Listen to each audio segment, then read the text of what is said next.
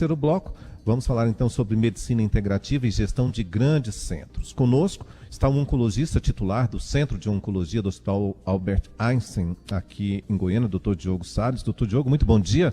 Obrigado por atender nosso convite, estar aqui para a gente falar desse assunto tão importante, né? Bom dia, Luiz. Obrigado pelo convite. Bom dia aos ouvintes. E sim, medicina integrativa é algo que é extremamente importante. Assim, olhando do ponto de vista principalmente de oncologia, a gente sabe que boa parte dos pacientes tendem a utilizar métodos alternativos e complementares de tratamento, e a maioria deles não contam para os médicos.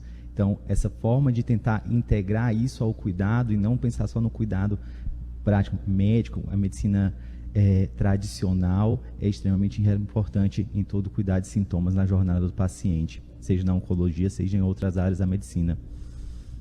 E também a psicóloga, ela é membro da Associação de Combate ao Câncer de Goiás, Edilene Fernandes Alves.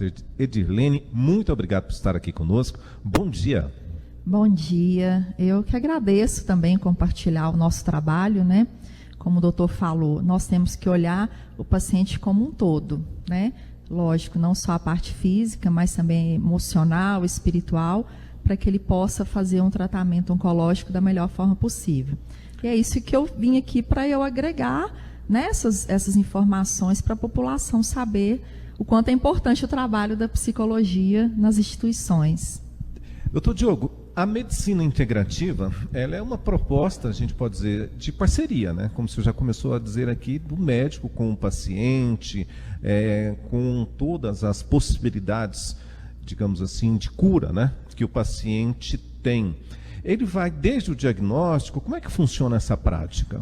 Bom, ela começa antes do diagnóstico, ela começa na prevenção, tá? Então, assim... Nas consultas mesmo, né, do dia a dia. Hoje em dia, quando a gente fala de medicina integrativa, a gente utiliza métodos, tanto mudança de hábito de vida, tá?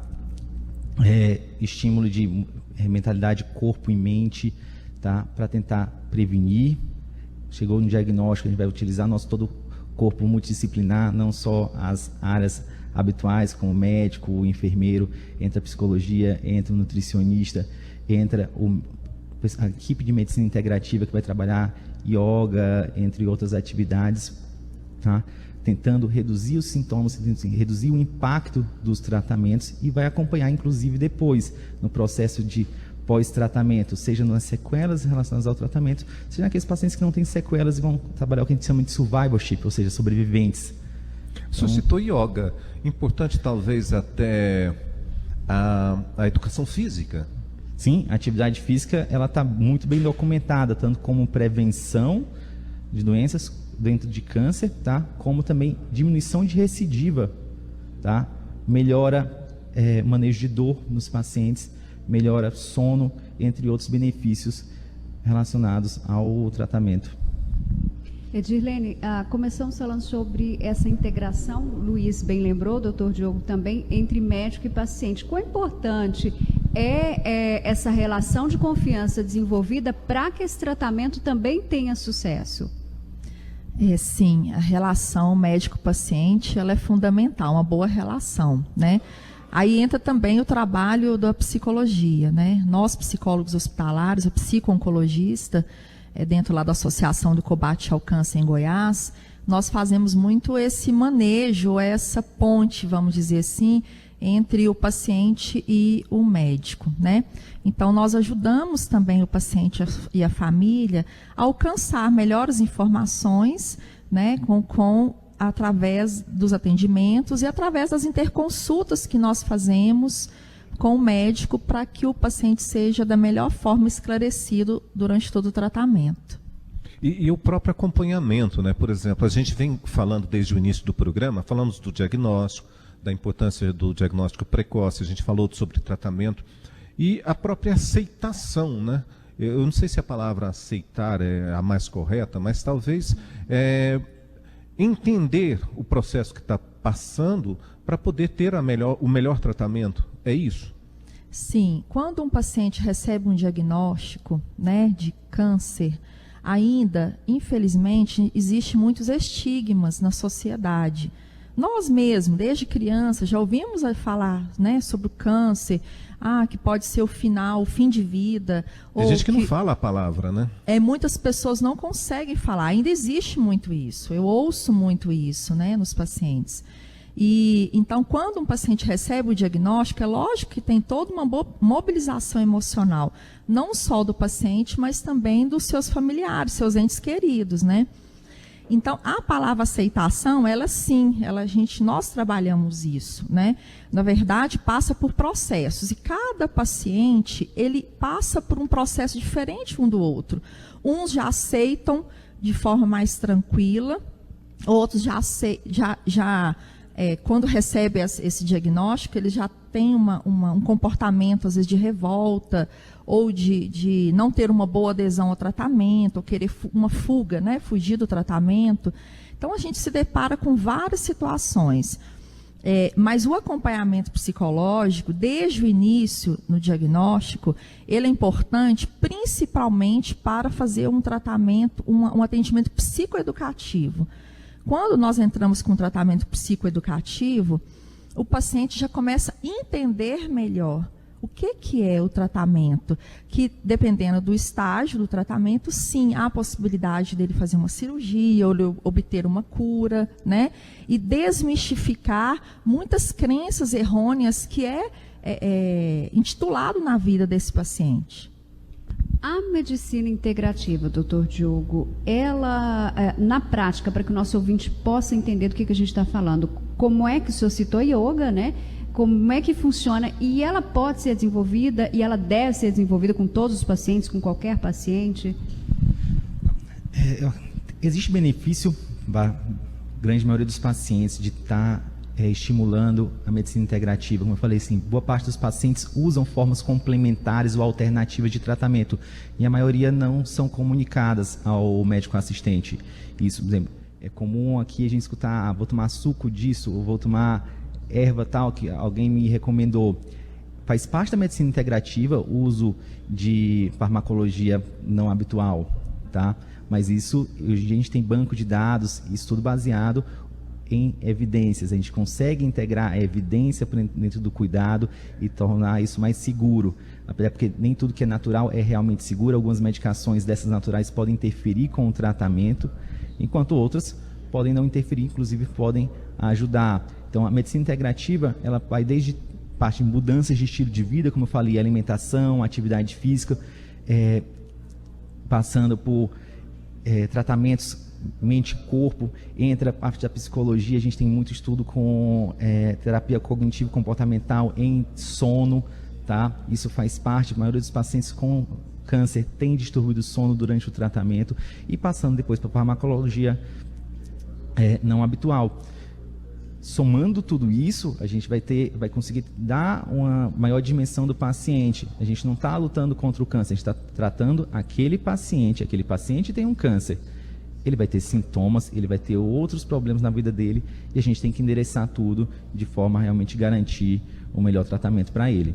Bom, os casos que o senhor acompanha, quando há a utilização da medicina integrativa, os resultados, como é que o senhor avalia esse trabalho, os resultados? Aparentemente o paciente reage melhor. Como é que o senhor vê isso? Uma coisa interessante da medicina integrativa é que ela é baseada em experiência. Tipo assim, enquanto a medicina tradicional se baseia muito em evidência, a experiência pessoal do paciente é bem válida, tá? E a boa parte dessas coisas a gente está falando de sintomas. Então, a avaliação de sintomas. Tem paciente que vai falar assim, fiz acupuntura e melhorei. O paciente vai falar, fiz acupuntura e não melhorei. Ok, para esse paciente, talvez a gente tenha que pensar em outras estratégias de manejo daquele sintoma, tá? Para cada sintoma existe um tipo de terapia medicina integrativa ou terapia integrativa que a gente pode fazer uso.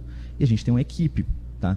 Dentro do Einstein, ainda aqui em Goiânia a gente está estabelecendo isso ainda. Em São Paulo a gente tem um departamento de medicina integrativa, a gente pratica toda essa parte com vários especialistas em diversas áreas, em musicoterapia, em reiki, yoga, tem equipe da psicologia junto, equipe de nutrição. Então, cada ponto desse vai impactar de alguma forma no paciente. O paciente geralmente busca, a gente orienta o paciente a buscar, alguns buscam ativamente, e, baseado na avaliação da equipe de medicina integrativa, cada sintoma vai ser endereçado e vai ser ofertado o melhor tratamento para aquele sintoma.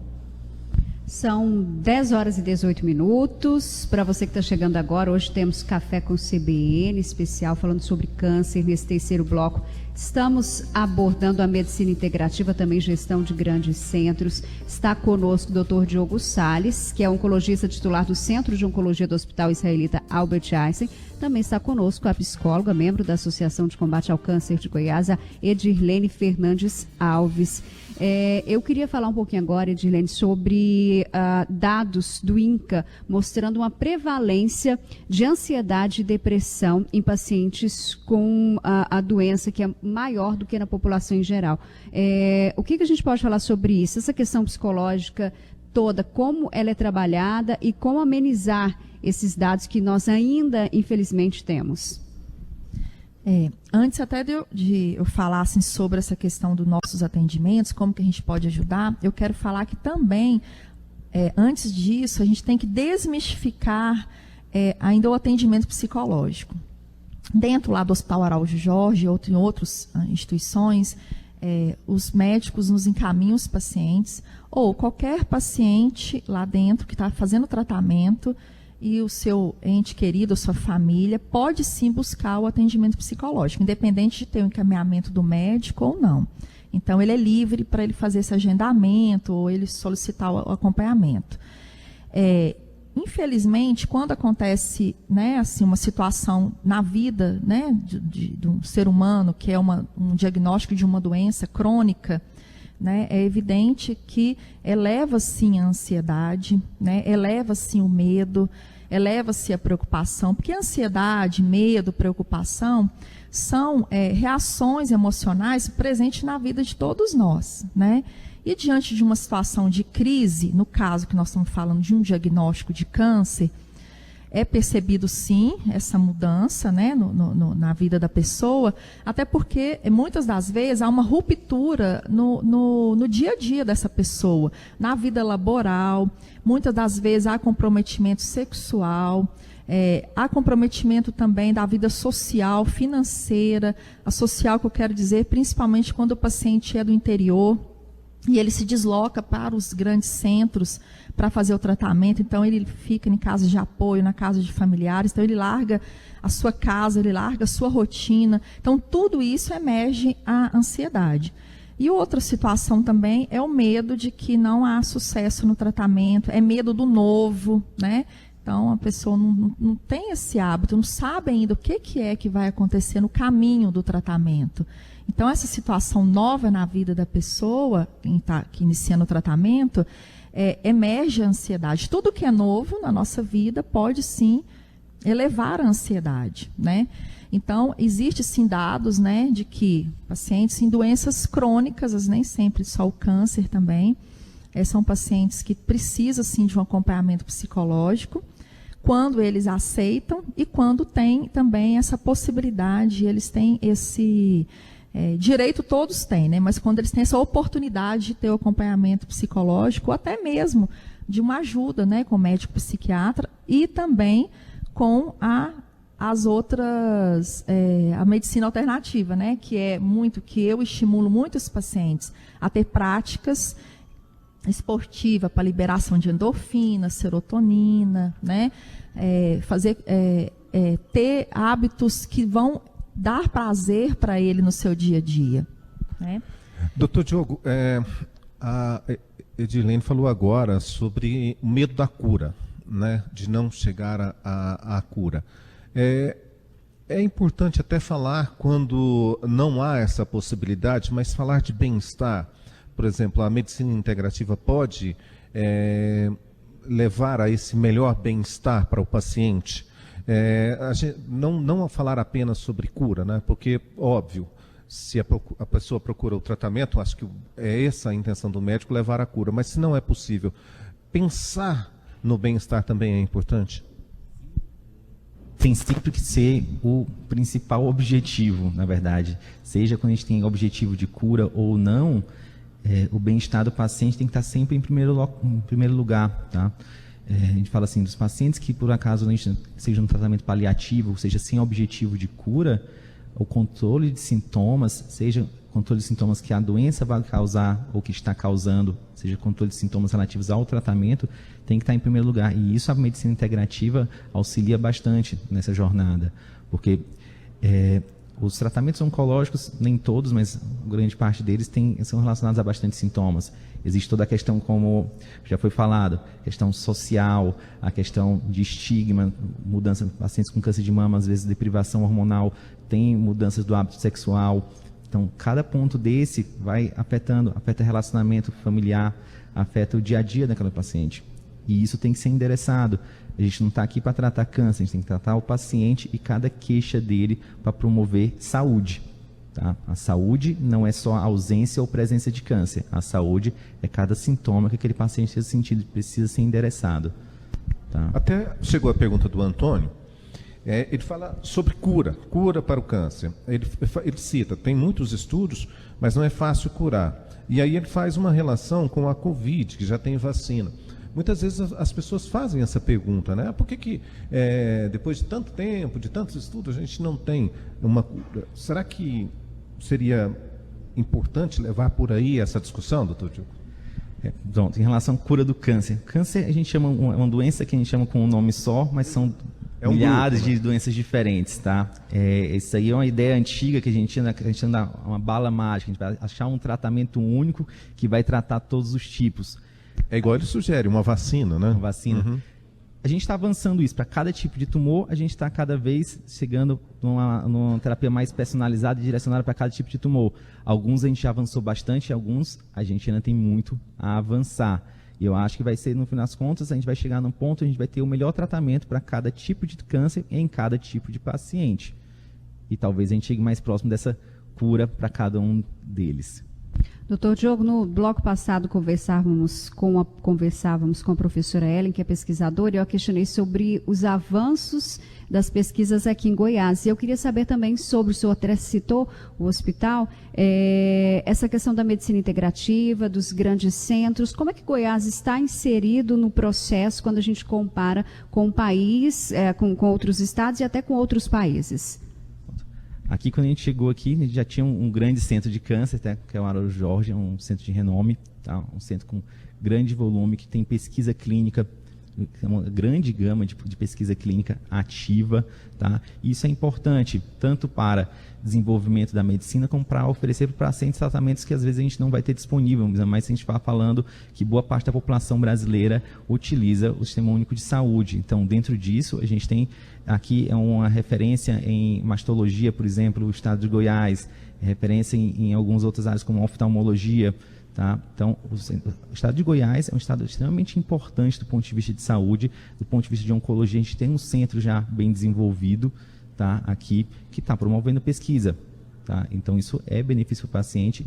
E a ideia aqui, com a chegada do Einstein aqui, a cidade só consiga crescer, a gente consiga trabalhar em conjunto com todas as outras instituições já existentes e que todo mundo possa crescer e trazer saúde à população. Essa busca da cura, Edilene, ainda é a maior preocupação que a gente tem quando a gente fala de doenças. O doutor Diogo falou uma coisa que é importante: a gente não deve buscar a cura especificamente para uma doença, a gente precisa buscar saúde, né?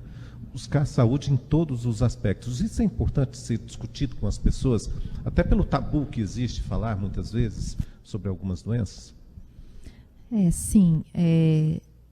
Quando um paciente, né, tem um diagnóstico, e é lógico que todos querem ser curados, né? Mas independente do estágio do tratamento, como o doutor falou, até mesmo quando não se tem a cura desde o início, sempre tem o que fazer pelo paciente, né? Então, quando se dá uma má notícia para o paciente, também, dentro de uma má notícia para esse paciente, também tem que se dar para ele a esperança que sempre vai ter uma qualidade de tratamento, ou seja, oferecer a qualidade de tratamento, ou controle de dor, ou manejo de sintomas. Isso também é uma forma de cura, né, entre aspas, assim, no sentido que o paciente vai passar por todo esse tratamento da melhor forma possível. E a família também que vai estar acompanhando, assistindo isso, não ficar com, vamos pensar em redução de traumas, no sentido de estar vendo o seu ente querido vivenciar tal situação. Então, sempre tem o que fazer, mesmo quando não se tem um objetivo de cura, né? Que seja conforto emocional, espiritual, controles de sintomas físicos. Né? Por isso que existe toda uma equipe multi, né? Para poder abordar e acolher esse paciente, para que ele possa ter o tratamento da melhor forma possível. A senhora falou acolher o paciente, mais importante também, a família dele. Sim. Nós, lá no Hospital Araújo Jorge, nós fazemos atendimento tanto para o paciente quanto para os familiares, né? Nós fazemos atendimentos lá ambulatorial, que é com hora marcada, e também fazemos atendimento nas enfermarias, pacientes internos, né? E os familiares também têm direito. Então, mensalmente, nós realizamos em torno de 800, mais ou menos, atendimento aos pacientes e mais ou menos 500 aos familiares. Assim, então, a gente também precisa abordar os familiares, até porque quem é o cuidador principal, ele precisa também ser cuidado, porque para ele cuidar do outro, ele também precisa estar bem, né? Porque senão ele não vai conseguir ter uma estrutura para poder acompanhar essa pessoa, né? Durante o tratamento. Então, a família também é muito importante na contribuição do paciente, no tratamento do paciente. Doutor Diogo, ajuda aqui a Maristela de Aparecida, ela usa um termo, fantasma, e aí ela cita, quem tem melanoma na pele tem que viver eternamente com esse fantasma? Fantasma, será que é uma palavra correta? Como é que o senhor vê isso e como é que o senhor responde a Maristela, nossa ouvinte? Assim, a questão do fantasma, gente, eu abordo muito isso nas minhas consultas. Às vezes a gente fica sempre, o paciente depois que faz um tratamento que, ok, tinha uma lesão, tirei, seja um melanoma que ela retirou e tem o medo de recidiva, seja, por exemplo, mais comum, câncer de mama que a gente opera, trata às vezes durante anos com hormonioterapia, e a paciente sempre ficou com aquela ideia, assim, será que vai voltar? Esse é o fantasma. E muitos desses pacientes, a gente pode conversar, assim, questão do o quanto esse medo de voltar limita a vida dela durante aquele período de tratamento. Né? Você está no tratamento hormonal de 5 anos e você fica, às vezes, sua chance de cura às vezes é elevada. E provavelmente isso não vai voltar, mas você fica com aqueles 5 anos com medo de voltar, vai ficar mais 5 anos depois com medo de voltar. Esse fantasma, a gente tem que tentar trabalhar isso aí de forma adequada e tentar assim, ok, existe o risco de recidiva, a gente está aqui pronto para, prevenir isso, e a gente está pronto para tratar caso aconteça. Mas a vida vai existir durante esse período, a gente não pode deixar de ver. E aí é onde entra a nossa equipe multidisciplinar, principalmente a equipe da psicologia, a tentar trabalhar isso aí, a questão desse fantasma. Ele não deve existir, o fantasma. Eu até percebo, assim, para mim, o sinônimo da palavra fantasma seria o medo, né? Porque existe o medo real e o medo fantasioso. Então, na cabeça de quem está ali diante de um desconhecido, existem as fantasias, os estigmas, as crenças errôneas, né, que são adquiridas, e existe o medo real de uma recidiva, né? Então, o medo real, eu falo que é um sinônimo de um fantasma que está ali acompanhando a vida daquela pessoa, né? E muitas das vezes atrapalha ela ter uma qualidade de vida justamente porque a cabecinha não para de funcionar e pensando sobre essa situação da doença. Edilene, muito obrigado por estar aqui conosco nessa meia hora, trazer sua experiência, né? Dentro desse tratamento, né, que a gente tem aí para os pacientes. Muito obrigado. Até uma próxima. Tá, eu agradeço e eu quero a oportunidade e eu quero deixar uma mensagem para quem está nos acompanhando, nos ouvindo. É o que eu falo sempre com nossos pacientes, quando tem oportunidade. Que psicólogo não é só para doido e nem psiquiatra. Em alguns momentos da vida, qualquer um de nós estamos suscetíveis a buscar um atendimento psicológico, né? Então, o nosso atendimento psicológico é para o manejo melhor durante o tratamento, que seja com técnicas, né, para manejo de ansiedade, ou que seja mesmo para fazer um trabalho psicoeducativo para eles entenderem o que é uma cirurgia, o que é uma quimioterapia, para eles vivenciarem o tratamento da melhor forma possível. Muito obrigado, Edirlene Fernandes Alves, ela é psicóloga, membro da Associação de Combate ao Câncer de Goiás. Doutor Diogo, também, muito obrigado por essa meia hora aqui conosco, dispor de seus conhecimentos também aqui com o nosso público ouvinte. Muito obrigado, um bom dia, até uma próxima. Bom dia, obrigado aí pelo convite, tá? CBN, e obrigado aos ouvintes. E eu acho que a mensagem é: o tratamento do câncer começa com a prevenção, começa antes da gente realmente diagnosticar, e quem diagnosticou vai terminar o tratamento ao longo da vida, mantendo sempre os bons hábitos de vida para garantir um melhor desfecho. Muito obrigado, doutor Diogo Salles, médico oncologista, titular do Centro de Oncologia do Hospital Israelita Albert Einstein, aqui em Goiânia. São 10 horas e 32 minutos, temos um intervalo, já a gente volta com o quarto bloco. Vamos falar sobre prevenção e perspectiva. Um instante só. Programa CBN Goiânia, edição especial Café com CBN. Apoio Hospital Israelita Albert Einstein. O SESI cuida de você para você cuidar de quem você ama. São soluções em saúde e segurança no trabalho, segurança no trabalho, segurança no trabalho, segurança no trabalho, segurança no trabalho, segurança no trabalho, segurança no trabalho, segurança no trabalho, segurança no trabalho, segurança no trabalho, segurança no trabalho, segurança no trabalho, segurança no trabalho, segurança no trabalho, segurança no trabalho.